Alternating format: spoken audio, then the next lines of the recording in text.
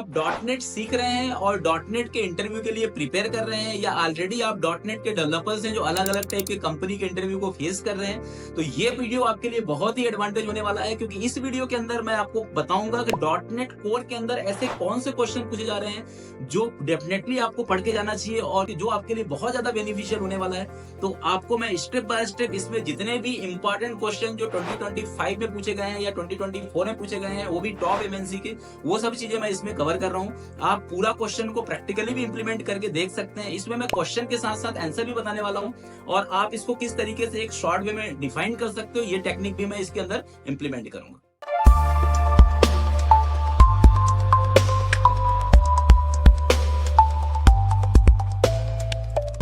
तो सबसे पहले मैं आपको बताना चाह रहा हूं कि देखो, .NET कोर के जितने भी टेक डेवलपर्स हैं आज के डेट में, बहुत सारे ऐसे क्वेश्चंस हैं जो आपको प्रिपेयर करना जरूरी है। ठीक है, तो इसमें सबसे पहला क्वेश्चन मैं बता देता हूं आपको कि .NET कोर MVC क्या होता है। What is the definition of .NET core MVC? तो आप इसको बोल सकते हैं कि it is the cross platform Microsoft developed applications which is supported on all the operating system such as Mac operating system, Windows operating system and Linux operating system. Okay, and it provide better modern features such as performance improvement as well as security concern.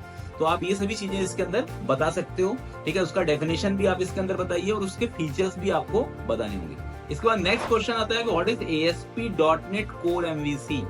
तो इसका answer ये होगा कि ये भी, इसका भी definition लगभग सेम है, क्योंकि जो .NET कोर MVC है ना, उसमें सबसे ज्यादा जो हम रियल टाइम इंप्लीमेंटेशन तो ASP.NET कोर MVC का ही करते हैं। तो you can simply say that ASP.NET core MVC is a cross platform open source framework for building web applications using the model view controller pattern offering high performance and flexibility। आप इस तरीके से इसका answer दे सकते हैं। Next question है, how is ASP.NET Core different from ASP.NET MVC? ठीक है, ये क्वेश्चन भी पूछा गया है कि जब आपके पास ऑलरेडी ASP.NET MVC नाम का फ्रेमवर्क है, तो ASP.NET Core MVC क्यों बनाया गया? तो उसका सबसे बड़ा रीजन यही है, cross platform modular and light weight. ASP.NET Core MVC का ये स्पेसिफिक फीचर्स है। ASP.NET MVC runs only on Windows platform and relies on the .NET framework। ये आप बता सकते हो।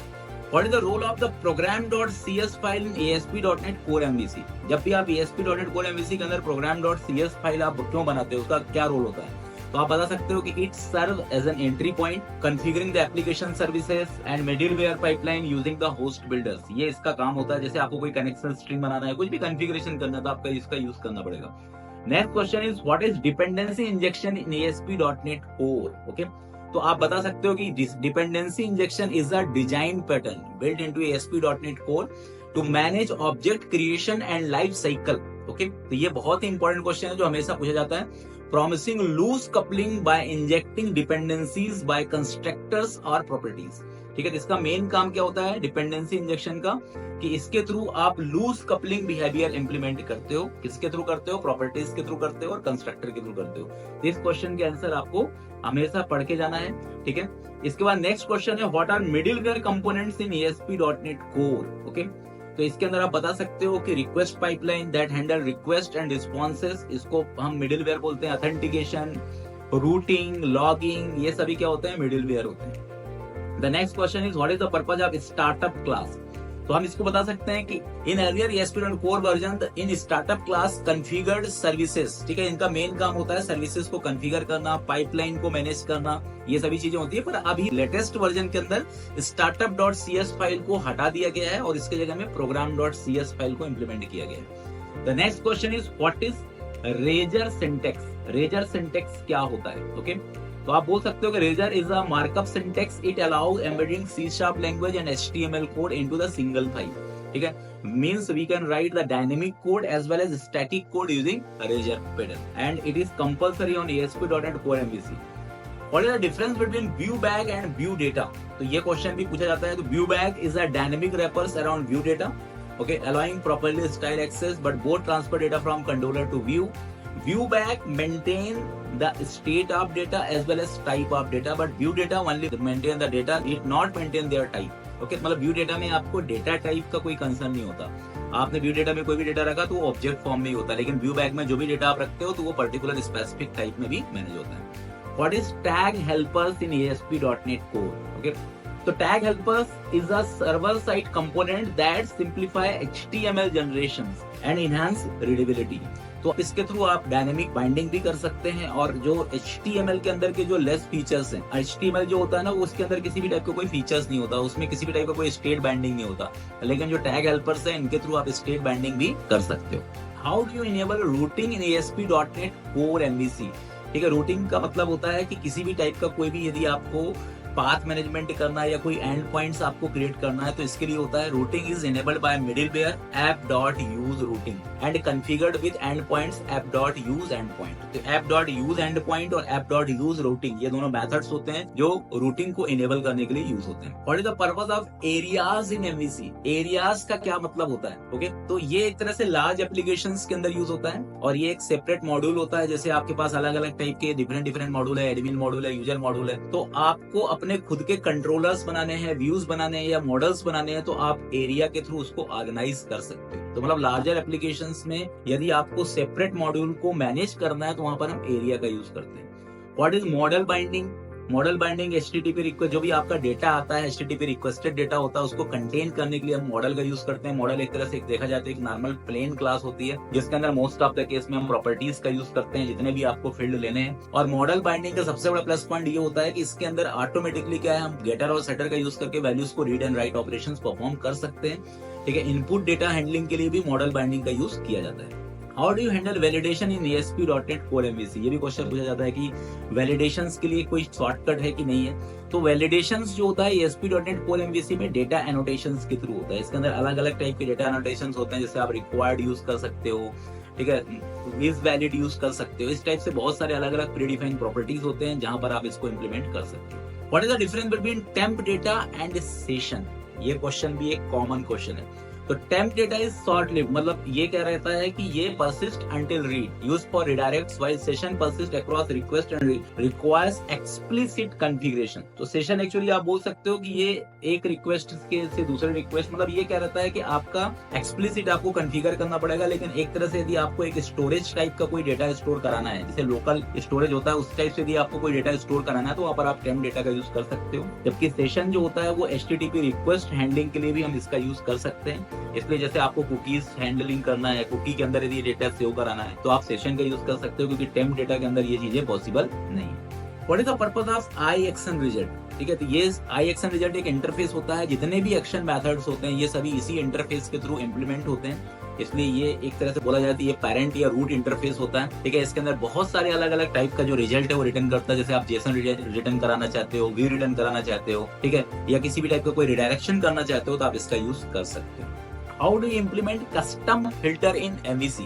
यदि आपको फिल्टर लगाना है, फिल्टर आपने यदि पढ़ा होगा तो आपको पता होगा कि फिल्टर का मेन काम ये भी एक तरह से मिडलवेयर की तरह काम करता है। Action filter attribute and override methods like on action executing और ऑन एक्शन एग्जीक्यूटेड, इनको हम ओवरराइड कर सकते हैं। तो जैसे आपने रिक्वेस्ट करा तो आप चाहते हो कि इस रिक्वेस्ट को आपको क्या करना है, रिडायरेक्ट कराना है, या इस रिक्वेस्ट को के जगह में कोई दूसरे पर्टिकुलर आपको चीजों को मैनेज करवाना है, तो वहां पर आप इसका यूज कर सकते हो।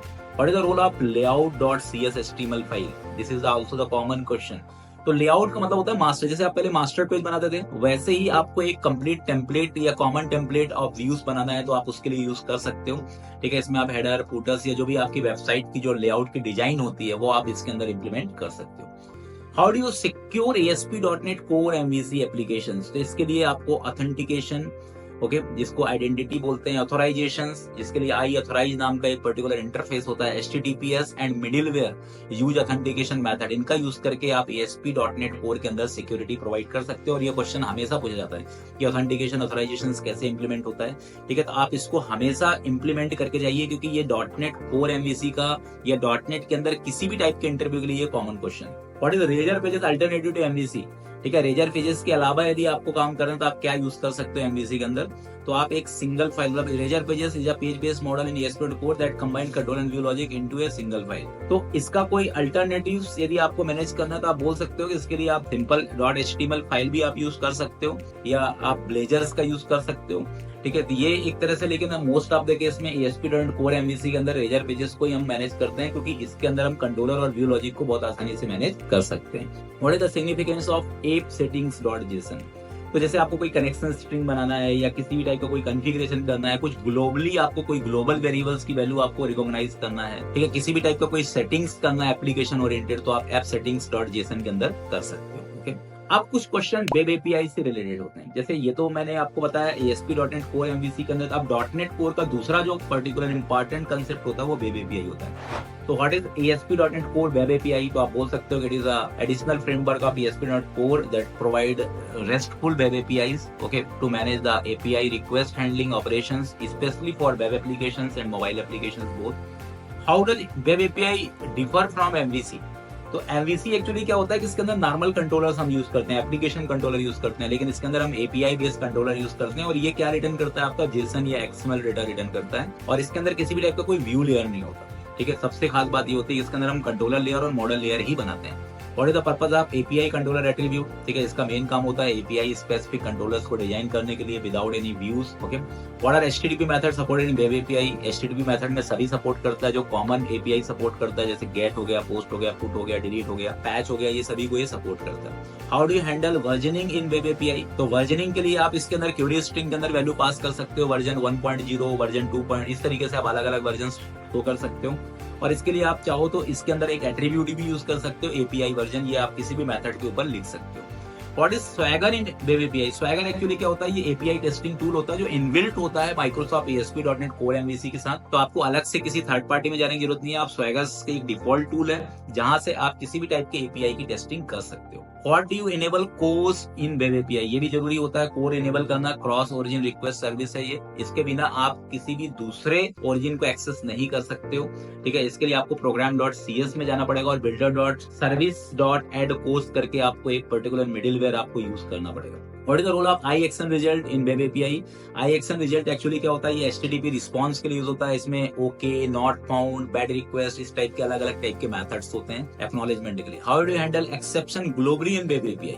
तो इसके लिए आपको एक पर्टिकुलर मिडिलवेयर यूज करना पड़ेगा, app.useException हैंडलर करके, जो आपके एक्सेप्शन को हैंडल करता है। How do you implement authentication in web API? ये भी सिक्योरिटी के लिए होता है, जिसके लिए आप ओथ का भी यूज कर सकते हो या JWT का यूज कर सकते हो। ये तो हमेशा पूछा जाता है कि सिक्योरिटी कैसे इंप्लीमेंट करना है।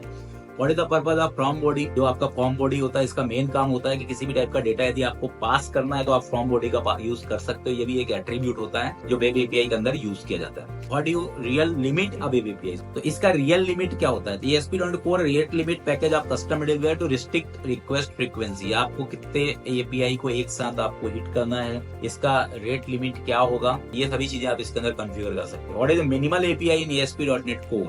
ये एक ऐसा API होता है जो लाइट वेट बनाया जाता है, इसमें किसी भी टाइप का कोई कंट्रोलर नहीं होता। एक तरह से देखा जाए तो इनलाइन डिक्लेरेशन ऑफ API होता है, जिसको आप डायरेक्टली एक program.cs के अंदर भी डिफाइन कर सकते हो, app.map नाम के मेथड्स के साथ। तो मतलब यदि आपके पास कोई बहुत ही स्मॉल स्केल का कोई API बनाना है, छोटा सा कोई API बनाना है, तो आप इसका यूज कर सकते हो।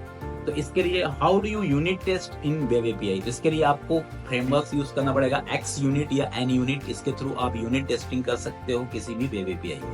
तो ये जो क्वेश्चन मैंने आपको बताया, इन सभी क्वेश्चंस को आपको अच्छे से पढ़ना है, और यदि हो सके तो आप इसको प्रैक्टिकली इंप्लीमेंट करके देखिए। ये क्वेश्चन डेफिनेटली आपको इंटरव्यू में पूछने वाले हैं, ठीक है। इसलिए आप इसको अच्छे से प्रिपेयर करिए, थॉरो प्रिपेयर करिए, ठीक है, क्योंकि ये क्वेश्चन जनरली बहुत बार पूछे गए, इसलिए मैंने इसको आपको बताया है। तो आप इसको अच्छे से प्रैक्टिकली इंप्लीमेंट करिए। Thank you.